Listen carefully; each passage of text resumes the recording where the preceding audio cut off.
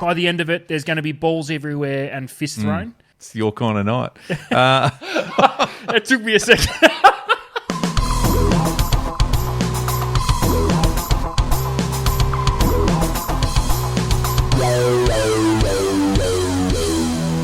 Hello, everyone. Welcome to the Deep Drop for another episode of what is a fishing podcast. And I'm Luke McCredden, and my co-host, my good friend, the Deep Drop partner in crime, Adam Ring, is with me. Ads, shed some light for me, for the Deep Drop community, for any newcomers, for the kids at home playing along. What is the Deep Drop all about? Well, for the kids playing along at home, we're in episode 139. And for the vast majority of those episodes, I have tried to come up with a different way of explaining what the Deep Drop podcast is. But I think I've got as close as I have come so far. I think I've nearly nailed it. Because Right. the thing is, the podcast is more something that incites a feeling rather than just a flat-out question, what is a podcast? And what I mean by that is, Luke, I've had a fucking day today. It has been, and you know this, we've spoken today. Yeah. It's been a long day. Yeah. I'm really looking forward to going to bed. I'm flat as fuck. And I sat down to do a little bit of, I guess, pre-game for the pod this evening. We've got a few things coming up tonight that required some thought, some sit down and get everything right. And you know what? Even after a shit day, I was giggling at some of the things I was trying to work out. I was excited to hit record and start having some of these conversations that we're about to have. And I think that's the Deep Drop. Yeah. That even on a shit day, I urge you all, if you have a shit day, just find a quiet corner. Yeah. Pop some headphones in. Yeah, good. If you've already listened to the latest episode of the Deep Drop, just randomly flick your thumb on your device and just hit go. It's almost like hitting shuffle. Yep, and just roll with it. Just let our incoherent voices come through your brain. Yeah. And shut out all the bullshit and just enjoy an interesting, funny, sometimes useless, sometimes really informative conversation. Insightful at times. Yep. And the thing is, I can guarantee you've asked the questions we've asked. Yeah. I can guarantee you've pondered the answers that we try and come up with. Or, And the or, point or of often, the Deep Drop is to hit you with it a little bit of left field. Yeah. And then maybe a little bit from the right field. Yeah. And then you try and work out somewhere centre field what suits you, and you're still not sure at the end. No, and you might bunt one. You know? Yes. Yes. Or you might just strike out. You might strike out. And often the questions that you refer to as everyone's asked them, maybe not external, maybe not actually voiced them. It's just in their head like, oh, I wonder if. Well, this is what we're here for. We ask the questions, and if it sounds stupid in your head, that's okay. That's okay. That's And okay. I've heard from friends that listen to the pod that we sometimes incite rage. So listen, the benches might clear. Yeah. There could be a fist fight in the middle of the field. Yeah. Everyone's involved. And you know what? That's the point. Yeah. Everyone's involved. There's hot dogs in the grandstand. There's beers getting spilt down the aisle. Is the Deep Drop a baseball game? Is that what we're saying? The Deep Drop is somewhat of a baseball game. And you might rarely hear these two phrases in the same sentence, but a highly entertaining baseball game is what the Deep Drop podcast is. Okay. Let's roll with that. Let's roll with that. I like it. Thank you very much. Well, welcome everyone. And if you are new here and you've just wrapped your head around that, I hope that gives you a bit of a encouragement, a bit of excitement about maybe sifting back through the archives. But if you've been here for a while, and we know there's part of the community ads that have been here from day dot, welcome back. Very much appreciated. Thank you very much, everyone, for tuning in. 139. It's a decent sort of a stint. And, we said last week, the gears are only just getting set, and the wheels are just starting to really get some momentum. We're nearly to $150, Luke. Yeah. We're nearly there. It's just a little semi-raise of the bat. We'll be right. Yeah, we're just doing shots at 150. Yeah. Yeah. Yeah. Yeah. Solid stroke play. Just shots. So yeah, and listen, part of what we do, and more importantly, part of what you guys out there tuning in do is you're now, and if this is your first episode, you are now part of the community, and not just a community, the Deep Drop community, and we're one big bloody family. We love it. We've got so much to talk to each other about, and we do that often, Adam, on the socials. Instagram, TikTok, YouTube, Spotify. Get yourself involved. Head over even to thedeepdrop.au and flick us an email, old school, if that's what you want to do. And we do get that. And by Jesus, I love the conversations that are had across the socials and the messages every day, the comments and the community gets it, Ad. The community gets it. They know what's up. Plenty to do in the socials at the moment. Actually, this week, Adam, just today as we're recording this, it's exciting because hear this? That's a bag full of goodies. The sweet sound of stuff. The sweet sound of stuff. That stuff could be yours. Head over to TikTok or Instagram if you want to know what I'm talking about. We have spoken at length on the podcast about different sorts of squid jigs, Adam, and the good crew at Daiwa have sent us a whole bag of the new Daiwa Amorous squid jigs, which are, of course, those jointed head ones. If you're not sure what we're talking about, the ones with a little joint just behind the head that gives them a bit of a porpoising action as they go through the water. Porpoising? Yeah. Does it say that on the packet? It should. It should. Correct answer. I could get Google Translate open again. Porpoising. I like it. Yeah. And mix it up. It's good to see something new and different, which is kind of what we've spoken about over a year ago. We spoke about these when they were launched at Osaka. And as we normally do, we also took it a step further and designed 3 or 4 different styles of swim. Yeah. But swim it's boats. Good. It's good to know someone's listening. So get out there to Instagram or TikTok, the Deep Drop pages. Find yourself the post where we have launched a giveaway, Adam. And you can just simply by going, you know what, my mate Adam Ring needs one of these. Tag your mate in it. And we've got, listen, there's not an endless supply of these jigs. There is a limited amount. So we will randomly select some people that have tagged their mate and shoot you a message, get your details and flick you out one of these cool jigs. And, mate, I'm pretty keen to get out there and use them too. So I'm looking forward to seeing some results. There's been plenty that are people that are giving them a crack at the moment. And, Adam, to be honest, while we are down south in the middle of the winter, it's actually a pretty bloody good time to go chase calamari, let's be honest.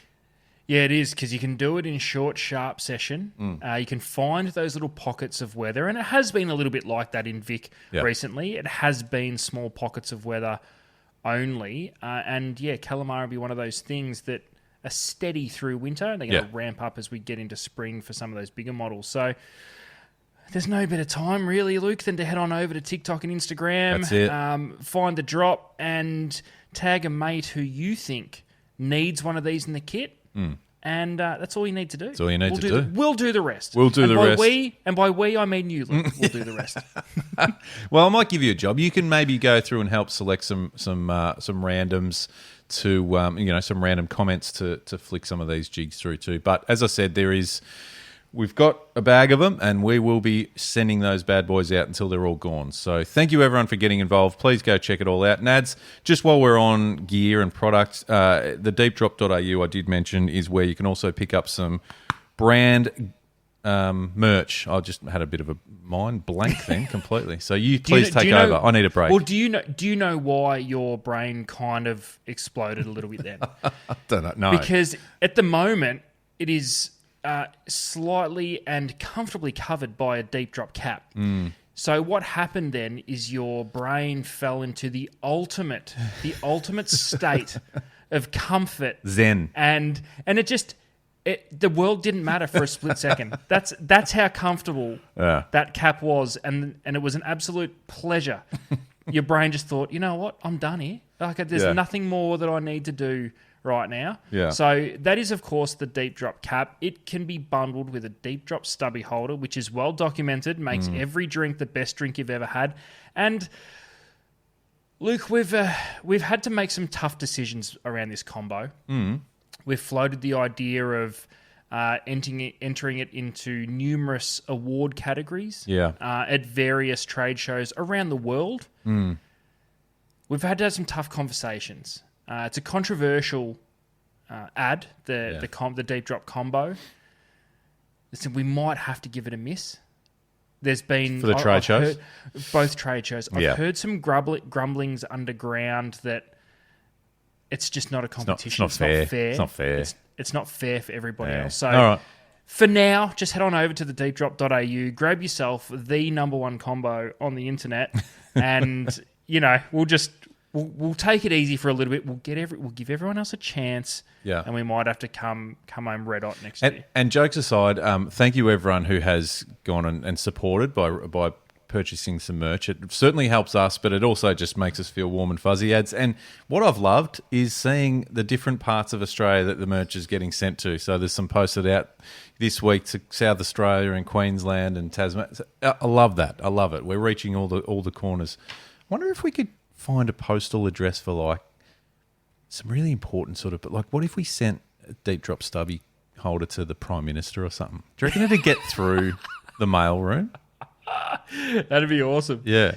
Stands up and I'm trying to think what's a really important or at a presser. He's at a presser and it just sort of sits beside him on the table. There's a bit going on worldwide at the moment, as we all probably know. It would be pretty awesome if he just rocked up to the stand wearing a deep drop cap.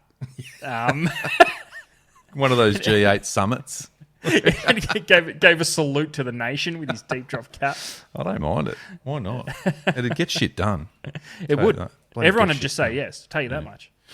Ads, we need to get stuck into a few things tonight. Now, I know, listen, monthly resos have been a hot topic in the last couple of weeks because we've brought them up. The infamous monthly reso. It's infamous. We've brought them up. We've had some feedback from people online, which is great. Thank you for reaching out. We've had some suggestions of helping us get some of these done and ticking some of these off. So it's been a fucking disaster. To be brutally honest. Hey, disaster. So far. Well, yeah. Well, what are we? One from? We're one from 12, 2, 10. 4, 6, 8. Because we didn't do January. 9. One from 10. 9 because we did a combined one in May. So yeah. Yeah, okay, so we started cheating in May. Right, so, yeah.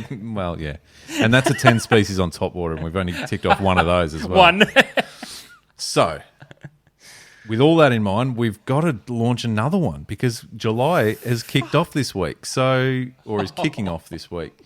So I know it's a tricky one, and I know where you're at with it at the moment. You're in that space of, it's almost throwing the towel. But I urge you to persist. We've still got 6 months. We went through it last week. There's some that are very doable through these cooler months, and some that are very achievable later in the year. And I haven't contemplated throwing in the towel yet. You're close though. You're waving the towel. Listen. The towel's been purchased. It's It's in hand. It hasn't been waved yet. But no. I don't feel like quitting. But I've got to admit, it's getting pretty daunting. It's getting tough. No, but see, I'm glass half full with this. I'm all right. Will we get 100%? No. But the point was to not really get 100% because if we got 100%, it means we're setting the bar too low. The point was to not only stretch our fishing abilities, but I guess stretch our everything, motivation. And I tell you what, it has fucking stretched a lot of things. I'm patiently waiting for warmer weather. I'm not a cold weather person. We spoke a bit about lifelines last week. Can I just throw this out there, and then I'll shut up about lifelines. We will probably wrap up the year in mid-December as far as episodes, because everyone's Christmas is fucking mental, so everyone. Yep. Can we at the start of November reassess and go? Can we call for a lifeline from the start from when we do our November resos? Can we go where we need to just get a few more ticked off and reach out to someone to help out? Maybe I'm just thinking, you've got me onto something recently that's not fishing orientated, and it's from a content standpoint, and it's based around golf. Rather than lifelines, do you think when we get to December, we both get one mulligan? Does it have to be swapped out, or are we just ticking it off? No, swap it out. Oh, okay. So it's not well, yeah, it is a mulligan. Yeah, okay. Yeah. So what? Well, December's too late. It's got to be November. Or instead of the mulligan, do we just get a gimme? Do we pick one? Do we just pick, or do we pick one combined? Because we are doing them combined now. Yeah. Because there's just one. Because we can't tick two off. No. And there was one that was thrown on the list really early in the piece. That's probably a prime candidate. The very first one. Having said that, though, I just reckon if we gave ourselves a lifeline before we, which I guess is a gimme, right? But it's still a challenge to someone. We need to take this offline. Yeah, okay. Let's think tank. We're wasting everyone's time. Let's think tank this. I like where it's headed, but okay. Well, I've got a monthly resolution for July. All right, hit me. And I hope you do, and I hope it's achievable for you. Because this one's... Just catch something. That's going to be cast a lure. This one... It depends how you look at mine. It should be achievable, but also there's a lot that could get in the way. Adam, for my... Oh, this is going to be awesome. For my July monthly resolution... I want to catch a largemouth bass in the US. This is not the fucking meter barra, is it? Is this your meter barra? I'm not putting a size on it. Is this your meter barra? Yeah. Yeah. So question, when do you plan on heading to the US? Well, that part of it I'm okay with. Because look, in a couple of weekends' time, I am heading over for ICAST, which is in Florida, which is famously full of ponds and lakes and sort of canals and little bits and pieces, which are famously full of, well... So if you go over there, so when you go over there and you have a crack at some of these ponds, if you only catch smallmouth bass, does it count? Oh, are you specifically stating largemouth bass? Or should I just be saying bass?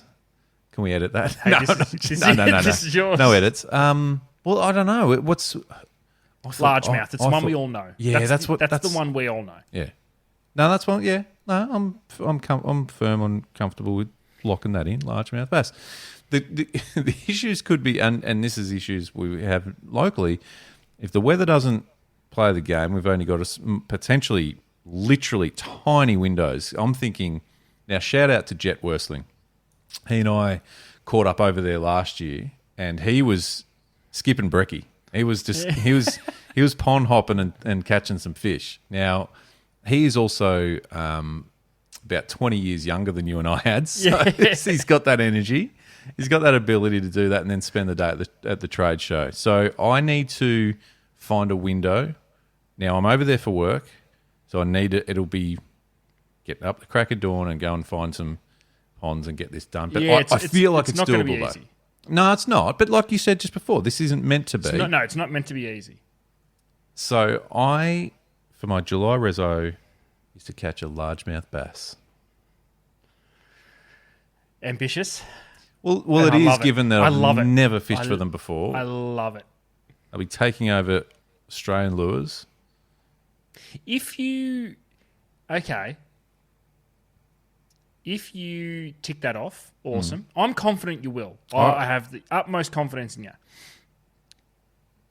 If you get a bass of some sort on top water, oh shit! Can you get it? Can we have an extra point for the top water one? 100%. Can it count as because it's exotic. No, but the top water, absolutely. So it's the same as... So we're supposed to get 10 species on top water, yeah. And we've got one so far. If you get a larger... Bass on top water. Yep. That actually now goes to... We've caught 3 because it's exotic. Oh, what are you saying? I'm saying you're point. saying it's a bonus point for the point. 10 species on top water. So instead of having just one ticked off now, we'll Queenie, go to 3. it'll go. Oh, nah. You're giving the points away. I'm trying to fucking help. No, I appreciate that, but that'd be like if you catch a 1.5 kilo salmon off the beach, just call it 2. Okay, sweet. We will. I'm glad you brought that up. I like where your head's at here, and I think we're headed in the right direction. I reckon. No. I reckon it'll still give us 2 points, arguably, because we're getting the bass ticked off. We'll tick a species off. Yeah. I see where you're going, but I think we'll be right. So that's me. What about you? What? I'm nervous about this because you've given indications that I don't know. No. You've actually inspired me this week with my pick for the July monthly resos, and there's a specific reason why I'm going to throw this on the list and why I'm going to name it. Yeah. So I'll name it first, and then I'll give you the reason behind it and how you've inspired me. Okay, good. For the punters at home, you fished this week, Luke. Yes. And you caught something that very much piqued my interest because you caught something that just happened to be the species of the very first fish I ever caught in my life. Interesting. So I want to throw on the list. Yes. Silver trevally. Yep. But it needs to be minimum. I'm going to need your help here because I'm literally talking shit. Well, I'm just going to, depending what you're going to say is minimum. It needs to be I 52. Dude, we're getting them over that yesterday. I could have ticked this off yesterday. Okay. No, that's fine. No. So the reason for 52. No, the reason for 52 is when you called me and filled me in on that sesh, your words were like, we're getting Trevs to 50 odd and Didge has been getting regular 50s. I'm like, okay, well, let's make it challenging, 52. Okay. Shout out John Didge, who's been on the show before, and as anyone would listening might sound familiar. I fish with John a lot. So he has and been catching him well into the 50s. So do you want to? So what do you want to push it up? What to would 55? be a challenging? I was going to say what would be challenging but gettable. 55 is 52 too easy, and the reason I'm putting it on there is not so that you can go and tick them off because this is all happening over your side of town. Yeah, but you did call me going, dude, you got to get up here again. Yeah, because it's good fun. They're big fish, like they're good fun fish. So they're proper Trevs. They're not the little 15 centimeter job that I got as my first fish, however long ago. No, I reckon we could.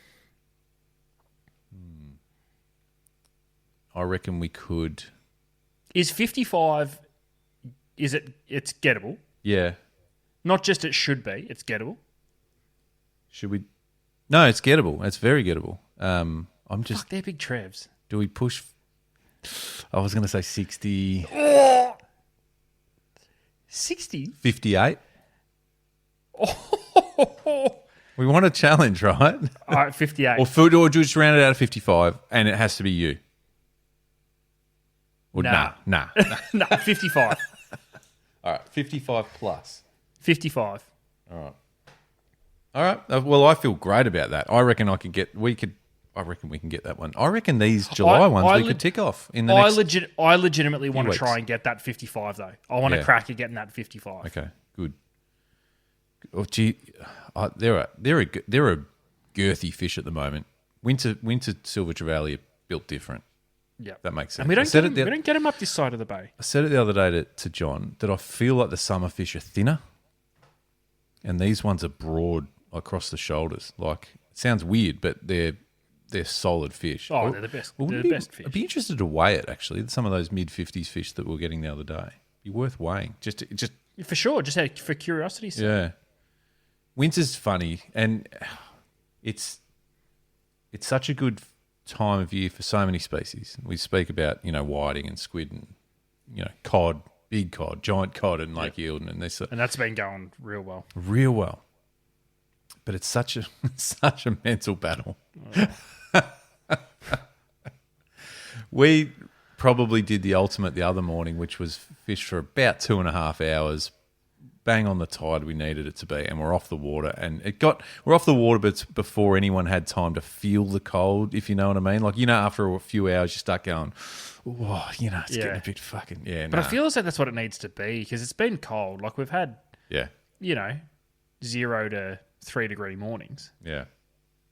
But we're in winter. So I wish we weren't. Monthly resos are set. No more bets. I'm happy. All right. So we're going largemouth bass. Sounds ridiculous. Silver trevally, 55 centimetres plus. So minimum 55 centimetres. Yep. So I'm certainly not saying that's an easy one, but it feels gettable. It's doable. Because they can also just not play the game, and they know how to do that. So yeah. Okay, good. Got some nice estuary perch the other day, Adam, as well, which I know is a bit of a fave of yours. Mm-hmm. So good to see them firing up for the winter as well. All right, good. Well, I think we've just added to the list, but I keep looking through this list and think we should be able to do more of this. So let's get our shit together and get it done. Ads, what does 25 years of innovation and development get you? I'm tipping a fair result, Luke. Correct. And that's exactly what the team at Spotter Sunglasses have done. 100% Australian owned and operated, Spotters are designed to survive and withstand Australia's toughest conditions. From chasing barra in the top end, fishing the rugged WA coast, exploring Tassie, suffering through the bitterly cold winters here in Victoria, or cruising up the east coast of Australia. Whatever you do and wherever you go, Spotters literally have a pair to cover all of it. And you're covered from the glare and UV exposure with Spotters. And they're bloody stylish and comfortable too. The range of frames and lenses is massive, so do yourself a favour and head over to spotters.com.au and check them out. I need to get this off my chest because it's been... So this is non-fishing related, just, heads up. If you own a dog and you walk it and you play with it and give it a run down on the local footy oval... If you don't have the ability to pick up after it, fuck off, basically. Do you step in dog shit? No, but there's just landmines out in the footy field with it. Kids are training. Yeah, footy field's rough. Fuck off. Am I being harsh? No, I don't think so. It just fucking drives me mental. Sorry, thank you, community, for allowing me to voice that. It's an open. We're all open to sharing feelings. While we're not talking fishing, just for a split second, I did take my dog for a walk down to my local footy oval. Oh, you did? I did. She didn't shit, so that was good. But I witnessed something fucking hilarious. Yeah. And one of those ones where you wish there was someone there to really enjoy the moment. Yeah. So took the dog down to the park, had a walk around, and this was only last weekend, so middle of winter. There's a game of cricket going on. Yeah, right.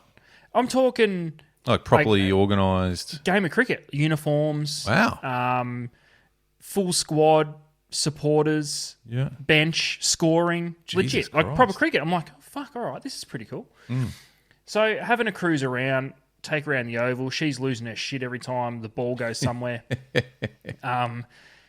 So anyway, get say quarter away around the oval.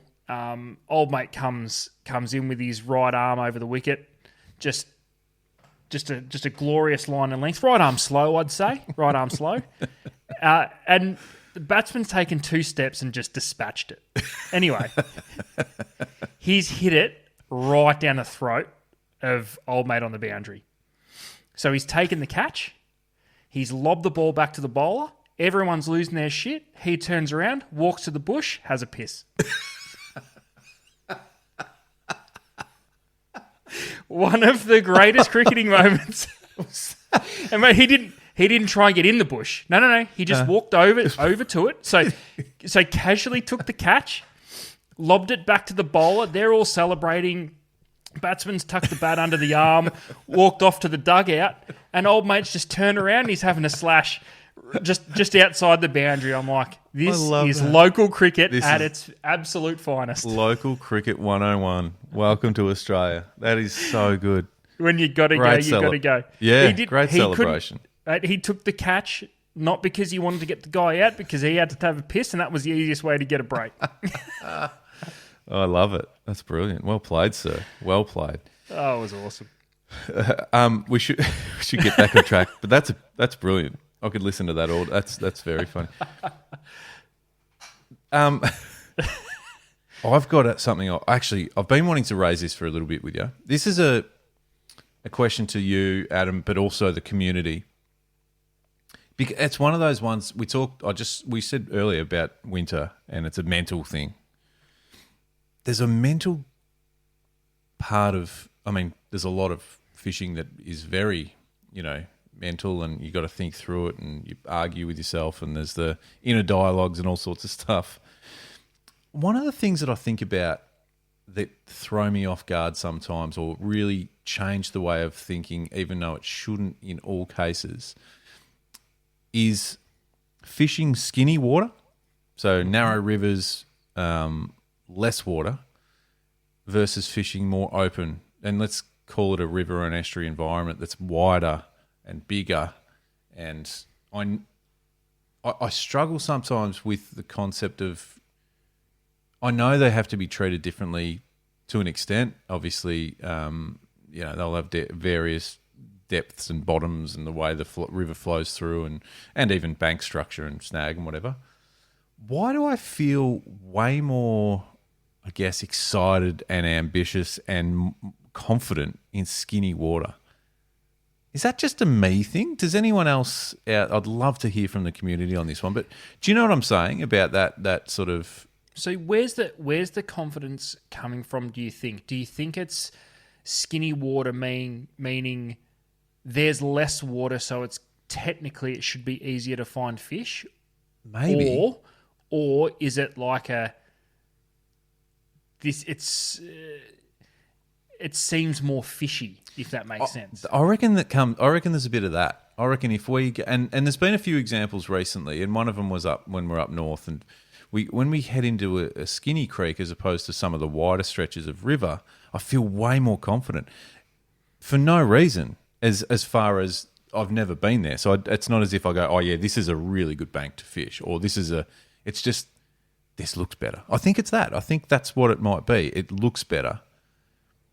But I'd love to know, say, and if we throw a few scenarios, whether it's Barra, Murray cod, Brim, Flathead, is there reason to believe that that's those skinny water creeks or rivers do produce more fish, or it is purely just a mental thing?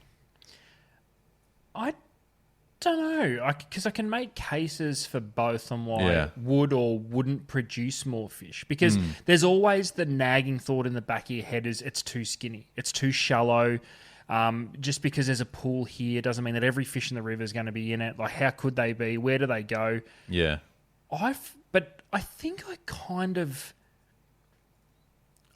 I'm in your boat a little bit more than, say, it takes the wider rivers and the wider estuaries and bits and pieces can be a hell of a lot more daunting. More water, I think, just means more daunting. Don't know where to start. The fish could be deep, they could be shallow, they could be mid, they could be doing whatever. Whereas I think it's a bit easier to identify in skinny water where fish would be. But I find the attraction more in the thrill of pulling a fish from somewhere where you're like, why would they be here? When you fish some of those skinny rivers, now whether trout is where I've probably done predominantly of it. That's a great example. You can walk down the middle of the river for kilometres. It's not deep water. You're just fishing tiny pockets here and there, but there's something really exciting about that where you're like, I can't explain it. No. You're right. I'm with you 100%. So the trout example's a ripper, because you and I, when we fish for trout together, more often than not, it is skinny water. It is narrow rivers and creeks and streams. And then when I fish somewhere like the Goulburn, which opens up and it's a big body, big piece of water, big river for certain stretches of it, it's daunting to me. I feel really lost as to, like, don't get me wrong, I know where to put a lure. I thought that's the area I need to be, but it doesn't fill me with confidence. But yeah, I think what it might be is a visual thing too. It's like if you're in a bay fishing for, whether it be snapper or kingfish or flathead or something. If you can literally visually see structure, even if the same structure is there, but the water's murky or not clear, so you can't see it. If I can see it, I feel so much better, if that makes sense. No, well, I think that's one of the major keys to the attraction of skinny water. It eliminates a lot of the situations where you would second guess everything. So I find this even getting into maybe not a huge estuary, but say you're up high in an estuary somewhere and you've got, you might have, 10, 20 metres width, somewhere where you can't actively cast to both sides of the river at the same time. You tend to pass an absolute stack of water where you don't even put a cast in because you're like, nah, well, listen, I've caught most of my fish here on snags before. I'm just going to snag hop. So I'm essentially disregarding any sort of drop into the middle of the river. I'm disregarding any reed edges. Those estuaries where the reeds come directly down. I rarely fish any of those. Yeah. Whereas in the skinny water, there is literally only one spot you can cast because everything else is so shallow. You're either going to spot them or spook them, or so they have to be in those cuts in the bank where it comes off a bank or a rapid, and they have to. So it eliminates a lot of the options that you would generally second guess yourself. Well, also, if it's not shallow, even if it's all fishable, you can fish every inch of a narrower river than you can on those big wide bodies. Yeah. Yeah. Oh no, I just wanted to write because it's happened a few times recently, and like I said, up north on the Barrow was one the other day where the other week when we headed into those skinnier creeks, I felt like, oh, here we go, but still caught nothing for an hour. But but it's the same as trout's a great example, and there's probably examples of that all round. But I don't know. Open water is another one that's the most daunting form of fishing to me. Yeah, yeah, and even with modern technology, like if you're offshore and you want to fish bommies or for kingfish, for example, or snapper, it feels so much better if there's a headland or an actual bommy sticking out of the water, or you know what I mean, something to actually cast at, so it feels like you're up to something.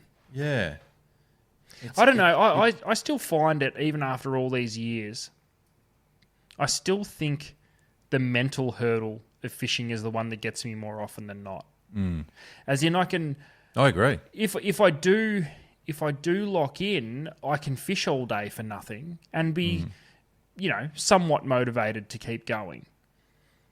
But it's when that plan A, and I'll use the estuary example, if I'm snag hopping and the fish aren't on the snags, it's like, all right. It throws you massively. Like, fuck, this is not what I expected. Yeah. Are they just not biting, or have I missed something?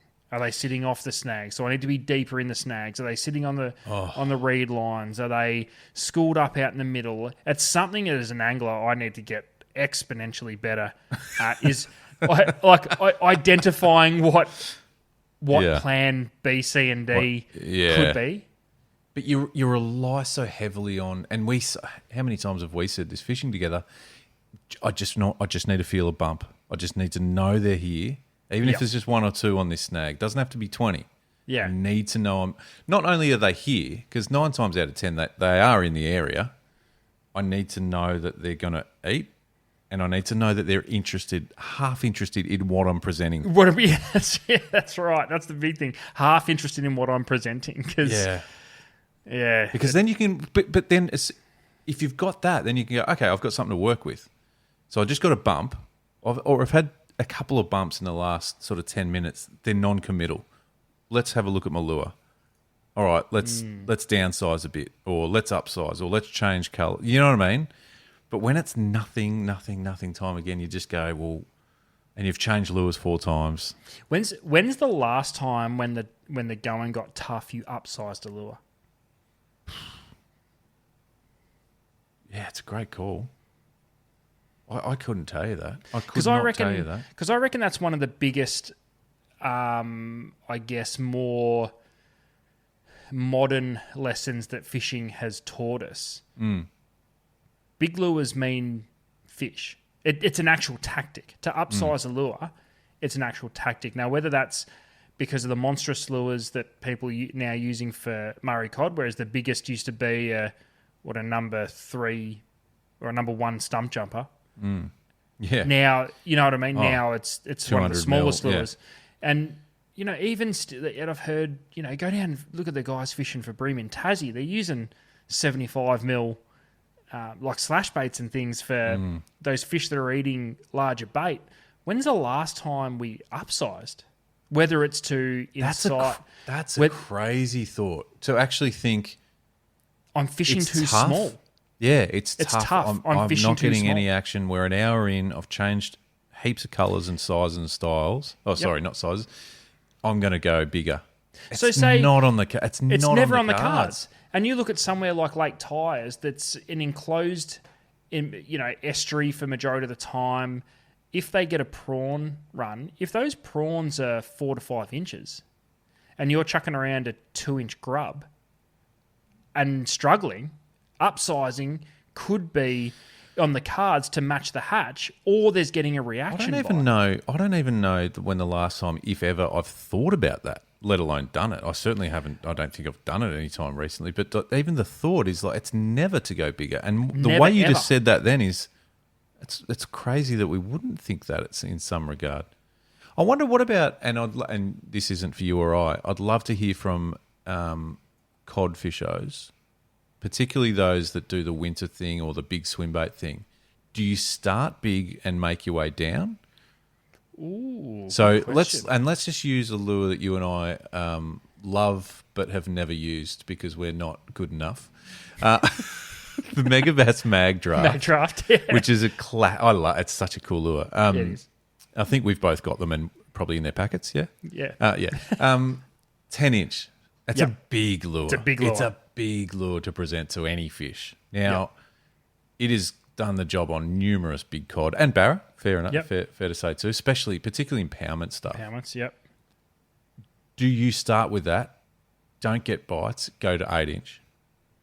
Still don't get bites. Go to 6-inch until you just go, it's just not happening on this style of lure, or is it like, nah, we're chucking 9 and 10-inch baits around, and that's what we're doing. I'd love to hear that from the swim bait fishers on this one, because I haven't done enough of it. No. And I haven't done any on the cod, for example. So do you just go in armed and loaded with a 10-inch lure and go, this is what's happening? And this is shouting out to the scopers as well. They can see better than any of us. Are you going straight for those 10-inch plus baits, or do you sort of hedge your bets a little bit? Do you throw an 8 just to try and gauge what the fish are doing? And it's a great question, but I've never thought of upsizing to get a bite. No, a live scope's a fascinating point you just make there too, because you could do that and test the waters. If you've got cod, barra, snapper, people are using it for bream and perch and stuff now as well. If you can see their reaction on particular lures, that'd be a cool one to go, oh, they've been a bit dicky with a 3-inch plastic. Let's chuck on a 5-inch and see if their reaction changes. That'd be cool. Well, I wonder in the complete opposite, and the only reason I bring it up is because you don't hear of it. Do those big winter cod, is the best way to catch them ever on a 4-inch? Because that's the one thing that blew me away when I was up at Mondi earlier this year. If you were... all the fish that we saw while we were there that were caught on, say, a swim bait was nothing bigger than 4.5 inch.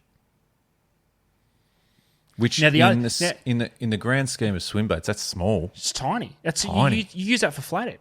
Yeah. So that was insane. I thought, okay, well we're scoping, we're seeing big fish, maybe we'll just throw big baits around. No, the best way to get a bite was on a 4 to 4.5 inch swim bait. Because we were mucking around with that strolling technique, we were into say 5 and 7 inch lures, but they were jerk shad, so they were really quite thin profile. Yes, they were big lures, but there wasn't much presence to them. Yeah, I wonder if any of, again, and shout out to the community that are having a crack this winter on those big impoundment cod. Have you ever had to downsize to get the bite? Or are those guys just fishing, because they're obviously fishing for metre 20 fish?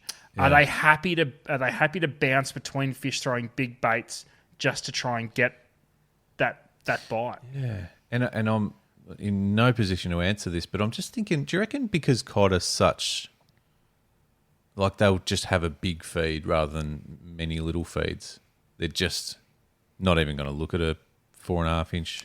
I don't know. Do you know what I mean? I don't know. I don't know, because I sort of got the impression up at Mondi that's the normal way you fish, 4 to say 5 inch if you're in the swim bait thing. And you can muck around some big ones, and some big fish have been caught on some big lures, don't get me wrong, but they seem to start small and go big, whereas the cod guys start big and go bigger. It's a fascinating conversation, because in the grand scheme of things, the style of fishing I do is for quite, on the smaller side. No, but I reckon that's where But that's where I reckon it's interesting too. So you think about smaller fish, because typically we either start with or end up with like a 3 inch or 3.5 inch plastic, and that's pretty small, right? But so bream, mangrove jack, small trevally, flathead, estuary perch, bass. I'd love to know if anyone's going, they're not chewing, let's chuck a fucking 90 mil hard body or whatever. Because even on the snapper, cast your mind back to Snapper Diaries when I was actually fishing, I'd sound up a school of pinkies and catch as many fish as you want on, say, a 3 inch minnow.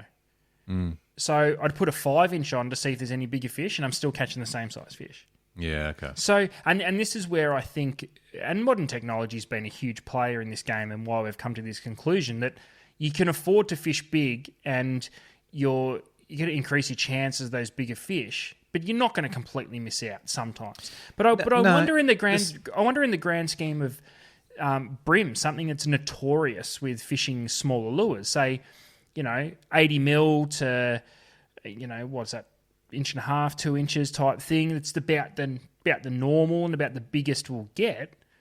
What is there not? Would there not be some situations, again, say there's a prawn run, rather than fishing a 2 inch grubber, you better fishing a 3.5 inch prawn or a 4 inch minnow, or something that more resembles the size of the bait that they're on. I don't know. I've never tried it. I've got. We need to talk prawn lure fishing, but it's for another episode. Or I've got some deep diving to do with you and the community ads. But no, listen, it's a great one, and we need to throw this out to the community. So look for it. We'll work out a way to word it on the socials, because that was wordy, all of that. I think maybe, can we just ask, do you ever upsize when fishing's tough? Do you ever upsize your lures when the fishing's tough? Yep. I think that seeing that written out will make people go, huh? Yeah. No. But just take a second. Digest it and let us know. And if you don't, which, I mean, Adam, I think you and I, hand up, that's certainly not the way we think. Let's give it a go. Yeah, let's give it a crack.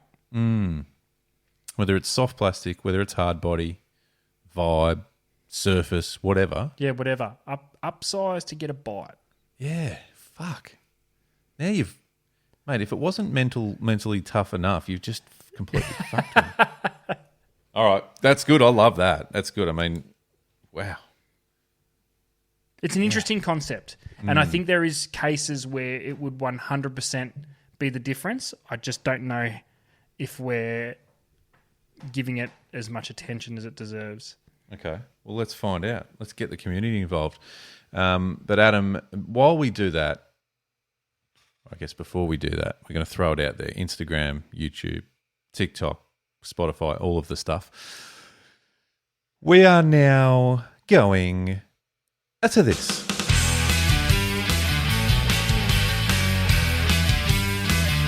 The deep drop. Top 6. That's a big statement right there. Don't even pretend, if you're listening to this right now, that you don't play some form of air drums in that. You do it. 100% do it. You see it every week. I do. It's good. It's a good air drum. I've got cymbals way up here. Yeah, nice. Yeah, big kit. Yeah, big kit you're playing on. It's a big kit. Yeah, it's a big kit. Yeah. Tommy Lee style. Remember Tommy Lee? Didn't he have the whole... Yeah. He had the whole thing going on. All right, so top 6 adds. Anyone who's just new to the top 6 segment, this is not really fishing related either. However, we asked the question, what's the top 6 ...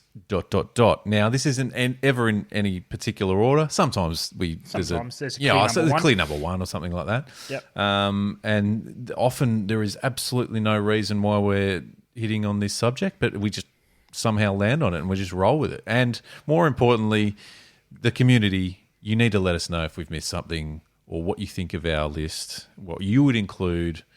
And, we're just starting the water cooler conversation, Ads. Let's be honest. Yeah, we are. And we're going to a place on this version of top 6 where think of those piss boring nights, Luke, when the power goes out and you're trying to entertain, a few kids. They're whinging that there's no internet, there's no light. So you and you bust out the candles because you can't use your phone light because you don't want to screw the battery that quick.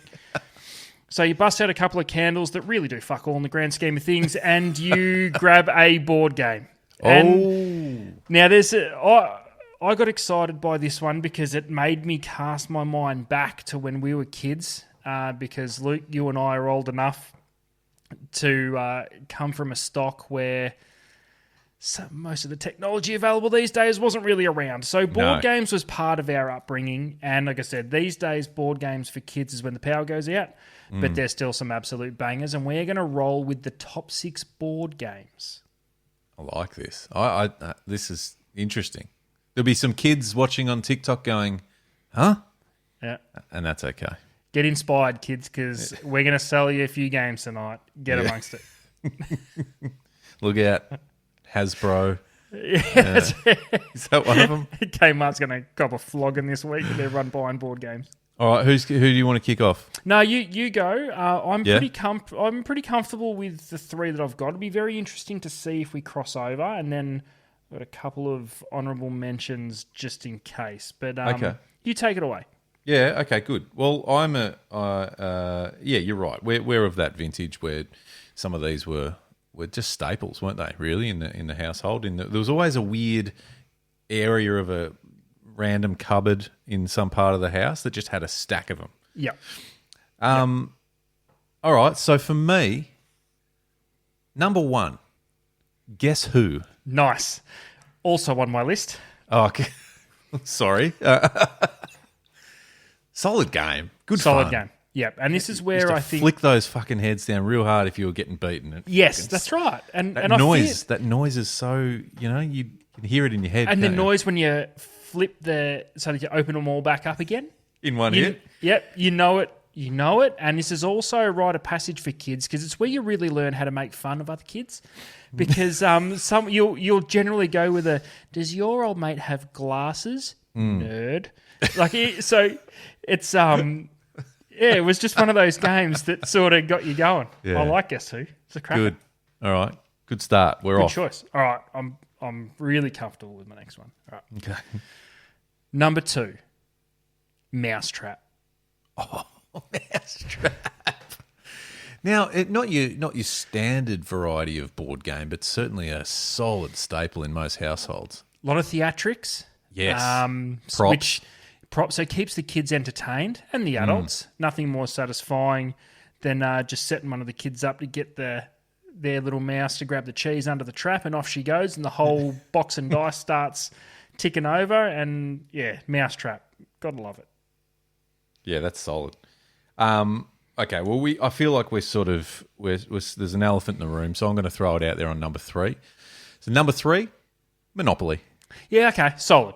Yeah, solid. It's got to be in there, right? Yeah, we've all killed so many hours on this game over the years. I was going to say, if you've got a spare 6 or 7 days, Monopoly's a good one. Can get fiery too. Can get fiery.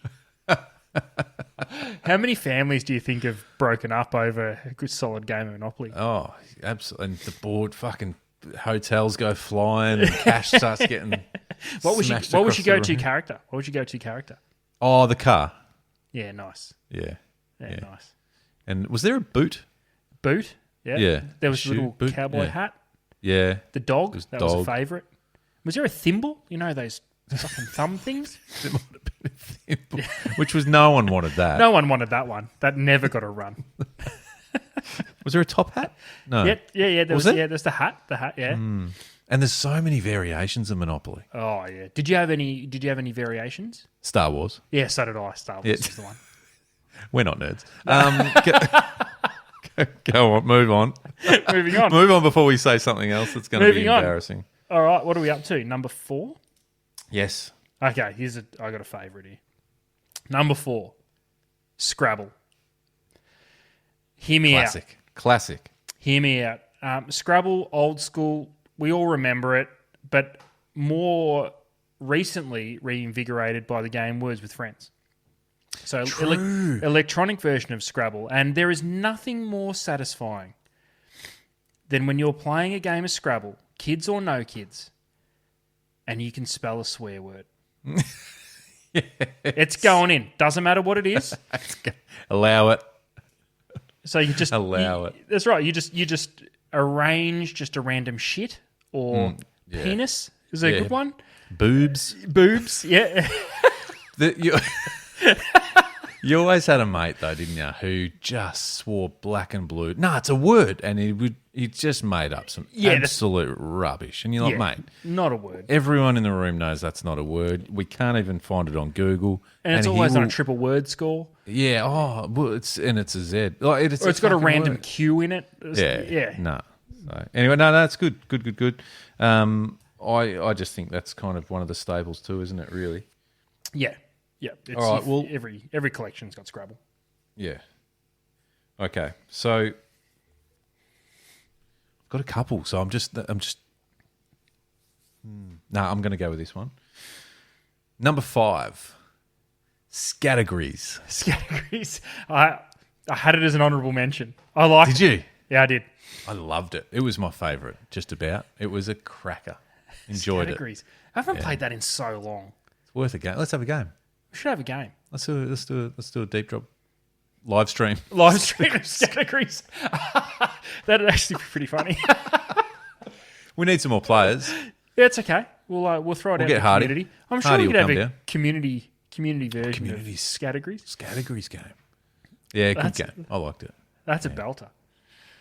All right, the original Scattergrees had the timer that had the most horrific noise when it got to the end. It didn't matter. Even if you were watching it and you knew it was about to hit the buzzer, it made you jump. Yeah. It was fucked. Anyway. I want to play Scattergrees now. Yeah, I haven't played. I might have to go and grab a copy. I don't even think I've got one. Anyway. Grab a copy.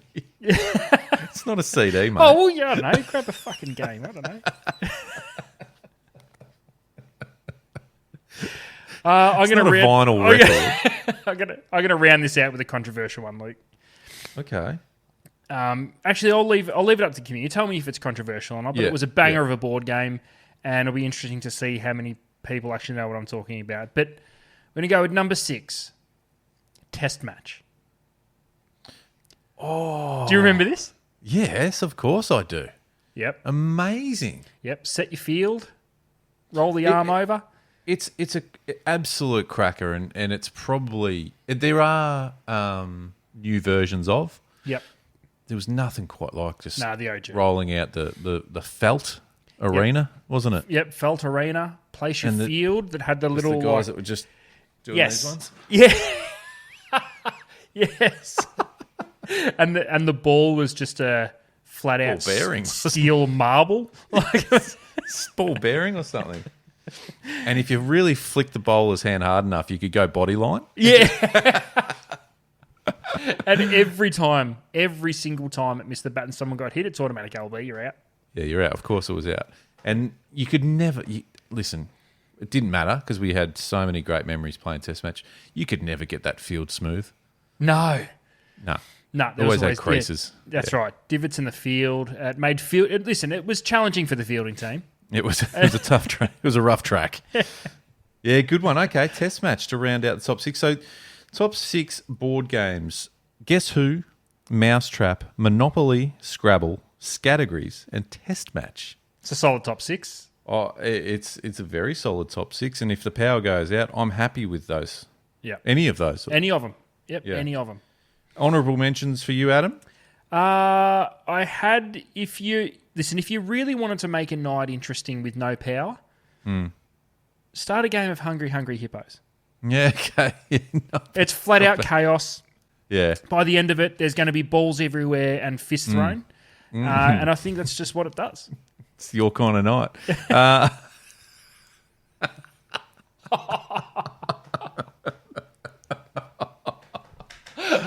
It took me a second.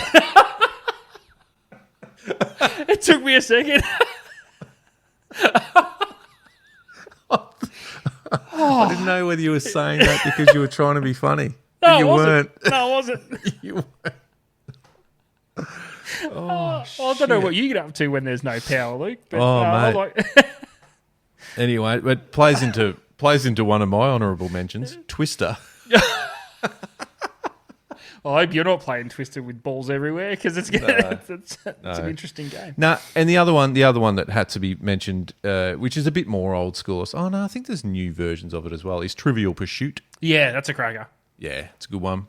Always tried to play the adult version when I was a kid and read the questions and just went, fuck that. Nah. I'm out. Nah. Yeah, nah, not interested. So yeah, all right, that's good. That's good. There's plenty there. What did we get wrong? What did we miss? What have we got in there that's no good or brilliant? Let us know. Yeah, it'd be hard pressed to see any suggestions that breaks its way into the top six, but I've been proven wrong before. I don't mind Mousetrap. I wasn't expecting Mousetrap. All right, well, plenty to go through. Monthly resos. We've set ourselves a couple of gettable targets as long as, the stars align. Well, I guess you could say that on all the fucking resos, let's be honest.